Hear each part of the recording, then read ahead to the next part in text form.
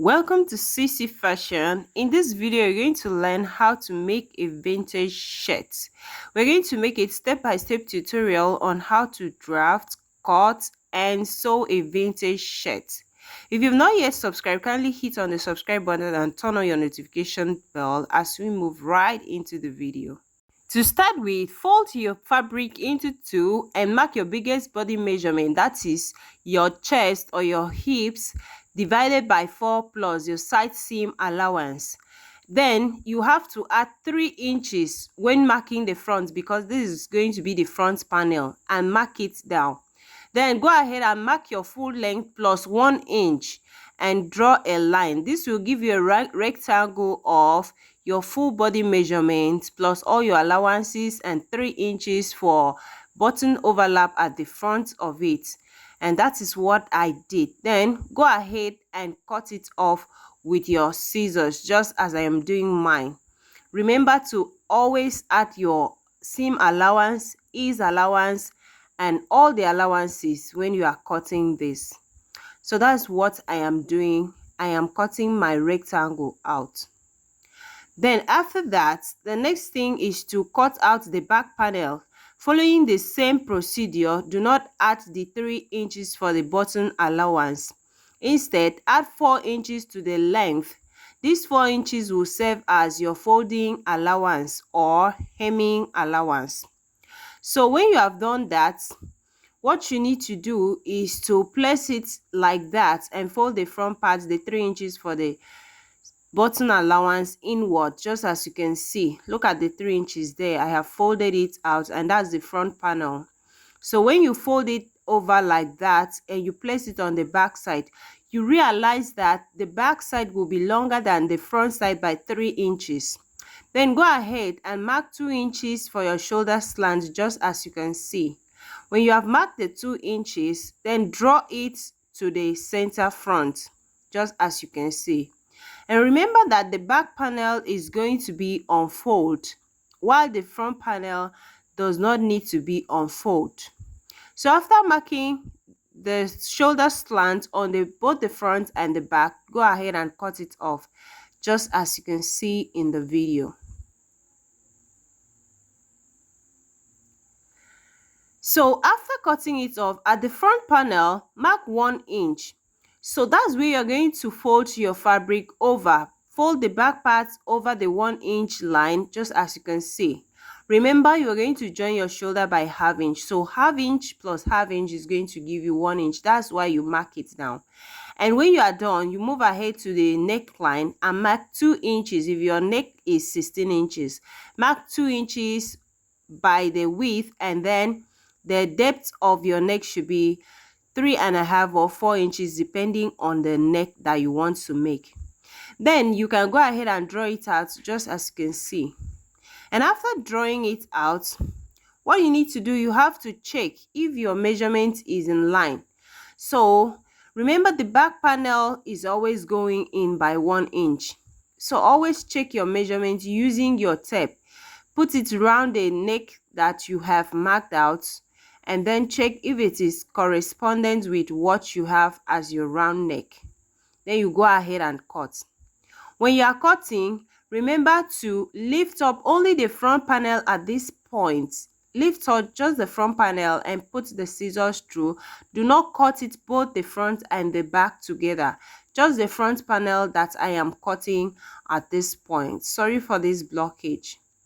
So what you need to do after cutting it out, you may not be able to cut it completely. Open it up like this and mark your 1 inch neck depth of the back. That is your back neck depth, and then connect it like this and cut it out. At this point, I am cutting out the back neck. So after that, this is what you have at the end of the day. You will go ahead and mark your shoulder measurement. Divide your shoulder into 2 plus your seam allowance of 0.5 inches and mark it out. Mine is 8 inches to be the shoulder measurement. That's 16 inches divided by 2 gives me 8, plus ½ inch gives me 8.5. Then after drawing out the line, you're going to mark your armhole depth. Armhole depth depends on your bicep measurement. You can also mark the same thing that you have on your armhole. Then at the center of the armhole, mark out 0.5 inches so as to curve the front part of the armhole to look professional, just as you can see. This is what some people do omit, but you don't need to omit because it's very important. This will help your outfit to be relaxed at the chest region and makes the armhole to be very, very attractive. Then locate your waistline and go ahead and mark your waist measurement, mark your chest measurement and your hips measurement as follows.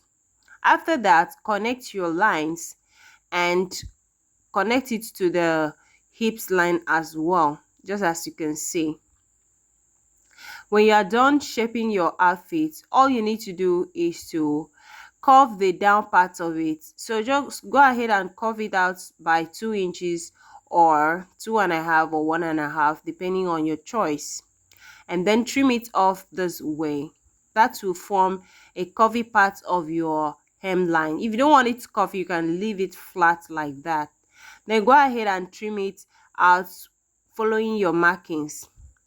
Then when it comes to the armhole, you're going to draw out the armhole for the back. That's what you're cutting for both, ignoring the front armhole for a while when you cut both the back and front together at the back point. I don't know if you understand me. Then thereafter, raise up the front only to ensure that you are removing the 0.5 inch that you curved out, just as you can see.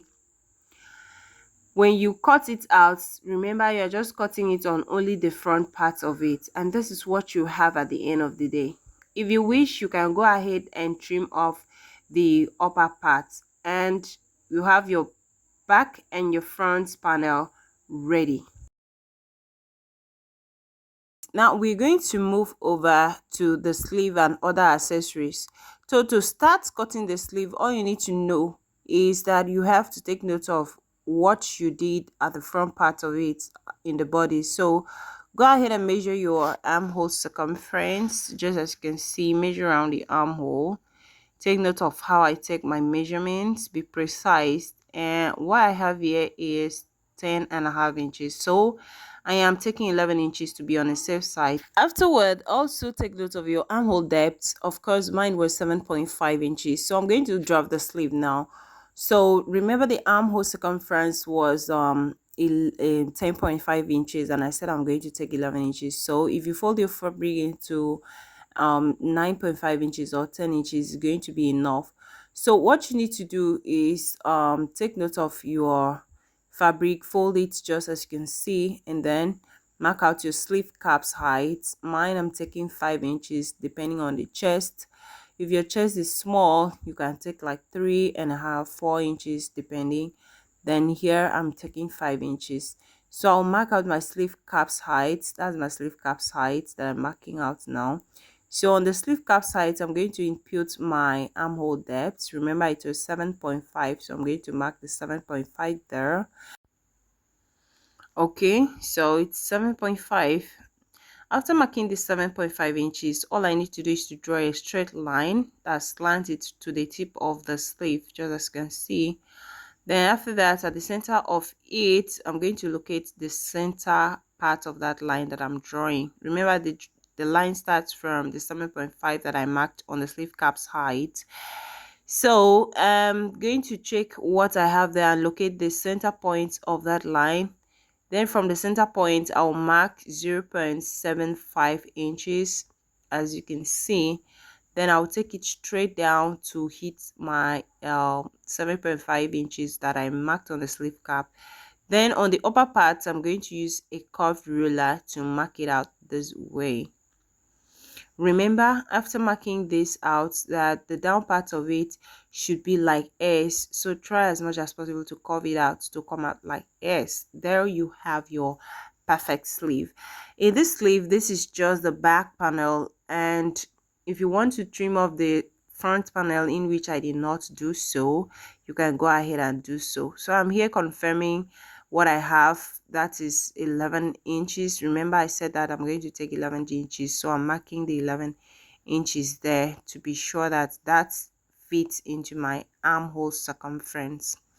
So I'll go ahead to mark my sleeve length. My sleeve length is 15 inches, so I'm marking 13 inches.